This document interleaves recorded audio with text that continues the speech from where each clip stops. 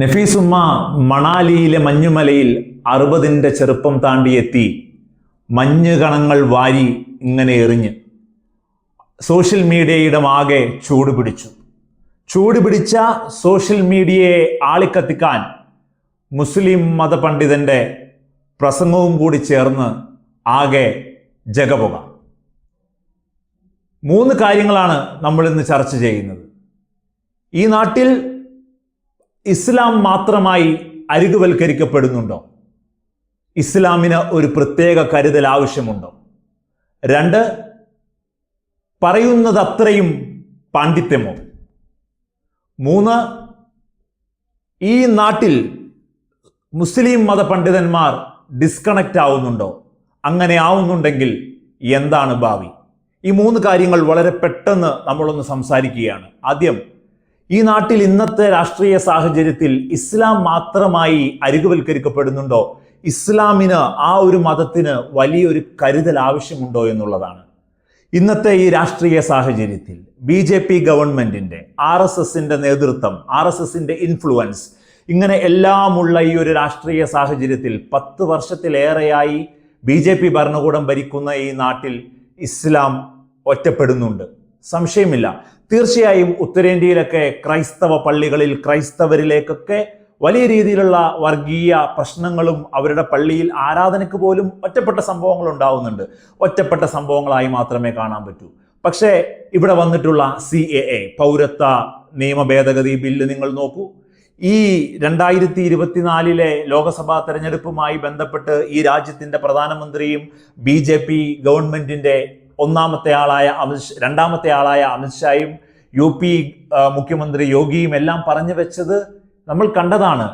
മോദി പറഞ്ഞത് നമ്മൾ തന്നെ ന്യൂസിൽ ചർച്ച ചെയ്തതാണ്. ഇനി വീണ്ടും അത് പറയേണ്ട കാര്യമില്ലെങ്കിൽ കൂടി, ന്യൂനപക്ഷത്തെ വിജയിപ്പിച്ചാൽ കെട്ടുതാലി വരെ നിങ്ങളുടെ പണയം വെക്കേണ്ടി വരും. അമിത്ഷാ പറയുന്നതോ 20% ഇവിടെ അധികാരം നേടിയാൽ നിങ്ങൾ ഇവിടെ ഒറ്റപ്പെടും. മൂന്നാമത് യോഗി പറയുന്നതോ ഭൂരിപക്ഷ സമുദായത്തിന് മേൽക്കൈ വേണമെങ്കിൽ നിങ്ങൾ എന്നെ വിജയിപ്പിക്കൂ. ഈ കടന്നാക്രമണങ്ങളും ഈ ഹേറ്റ് സ്പീച്ചുകളും മൊത്തം മുസ്ലിം സമുദായത്തിനെ ഉന്നം വെച്ചതാണ് എന്ന് നമുക്ക് പറയാതെ വയ്യ.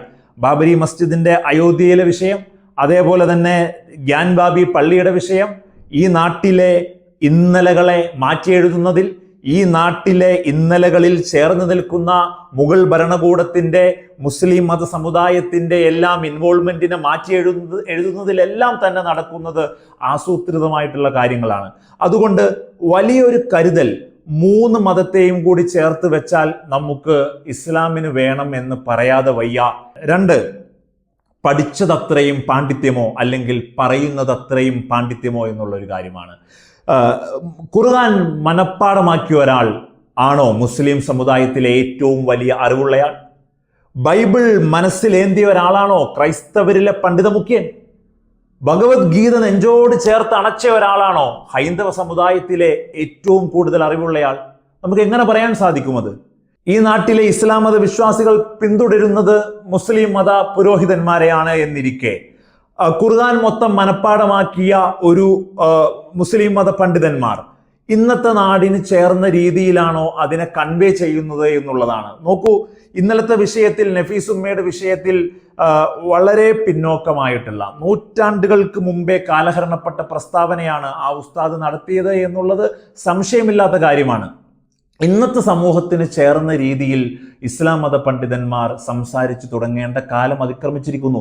നമ്മൾ ഇങ്ങനെ വഴിയിടങ്ങളിലും നമ്മുടെ നാട്ടിൻപുറത്തിലൊക്കെ ഇങ്ങനെ മുസ്ലിം മത പണ്ഡിതന്മാരോടൊക്കെ സംസാരിക്കുമ്പോൾ സോഷ്യൽ മീഡിയയിലൊക്കെ വളരെ പ്രായമേറിയ ഉസ്താദുമാർ, പണ്ഡിതന്മാർ, മൗലവിമാരൊക്കെ സംസാരിക്കുമ്പോൾ നമ്മൾ കേട്ടിരുന്നു പോകും. കാരണം നമ്മുടെയൊക്കെ ഒരു കാലഘട്ടം, എല്ലാ മതക്കാരും ഒരുമിച്ച് ഇടപഴകിയ ഒരു കാലഘട്ടം, അതിനെയെല്ലാം നല്ല രീതിയിൽ കൺവേ ചെയ്യുന്ന, എല്ലാ മതക്കാരിലേക്കും എത്തുന്ന രീതിയിൽ ഈ നാട്ടിൻ്റെ മതപശ്ചാത്തലത്തെയൊക്കെ വിവരിക്കുന്ന പണ്ഡിതന്മാർ ഒരുപാടുണ്ട് മുസ്ലിം മത സമുദായത്തിൽ.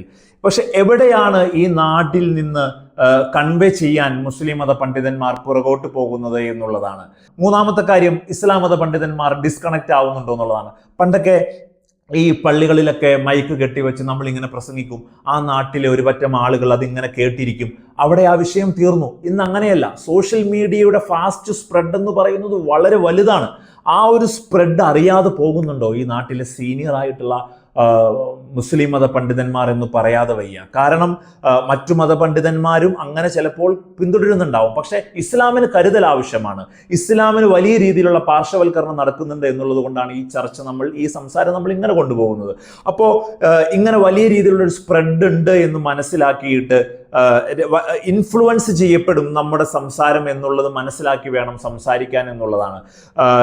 ഈ ലേറ്റസ്റ്റായി നടന്ന 2 സംഭവങ്ങൾ, തൊഴിലിടങ്ങളിൽ, കായിക വ്യായാമം നടക്കുന്ന സ്ഥലങ്ങളിൽ സ്ത്രീയും പുരുഷനും ഇടകലരുന്നതിനെ വലിച്ചു കീറി ഒട്ടിച്ചില്ലേ സോഷ്യൽ മീഡിയ.